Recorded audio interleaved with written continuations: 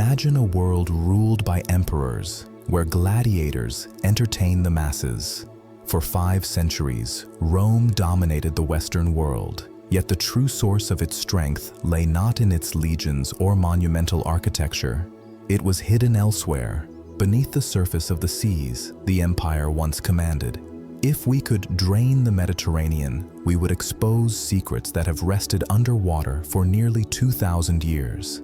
Today, with advanced technology, scientists can do exactly that, virtually stripping away the water to reveal forgotten harbors, shipwrecks, and the submerged foundations of Rome's maritime power.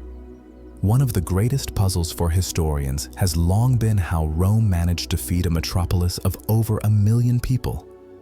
The city required vast amounts of grain every single day.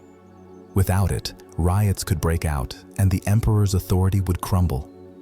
Scholars suspected for centuries that a massive port must have existed somewhere near the mouth of the Tiber, but its precise location eluded researchers. Only recent archaeological work has uncovered the astonishing truth. 2 miles from today's shoreline, buried under layers of earth and seawater, lies the remains of a colossal port complex. Portus, built under the emperors Claudius and Trajan. At its center once stretched an enormous hexagonal basin, ringed with docks, warehouses, and berths for dozens of ships. Curved seawalls and marine sediment deposits confirm that this area was once part of the ancient coastline nearby. Archaeologists found flat-bottomed Roman boats, perfectly suited for navigating the shallow canals that linked Portus to the Tiber.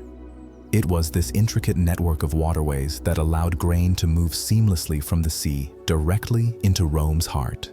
Another remarkable find surfaced off the coast of Spain, the wreck known as Bou Ferrer. About 30 meters long and capable of carrying more than 200 tons of cargo, the ship served as a floating warehouse. Inside, researchers uncovered thousands of amphorae filled with garum, the Romans' prized fish sauce, and something even more significant, over a ton of lead stamped with the imperial seal. Coins recovered near the site dated the wreck to the reign of Nero. The lead was likely destined for reconstruction efforts after the Great Fire of Rome in 64 CE, perhaps even for the lavish golden house Nero built afterward. The ship probably went down in a violent storm when the massive load of amphorae shifted to one side, capsizing the vessel and dragging it to the seafloor. The final story brings us to modern-day Israel, to Caesarea Maritima, once one of the most important ports in the eastern Mediterranean. But there was a major challenge. The site had no natural harbor. The coastline was sandy, lacked solid rock, and earthquakes were frequent. Building a large port there should have been impossible, and yet Rome accomplished it. Using sonar scans and underwater surveys, scientists have reconstructed the immense breakwaters that once stood far out at sea. The Romans built them with a revolutionary hydraulic concrete,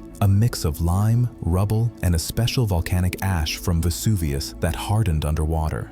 Huge wooden caissons were filled with this concrete and sunk in place, forming artificial foundations. Caesarea's harbor became one of the greatest engineering feats of antiquity. Tragically, about a century later, a massive earthquake and the resulting tsunami shattered its structures. Together, these 3 discoveries, Portus, the Bou Ferrer shipwreck, and the harbor at Caesarea, reveal an essential truth. Rome was not merely a land empire. It was, above all, a maritime superpower. Its ports, ships, engineering, and trade networks enabled it to dominate the Mediterranean for 500 years.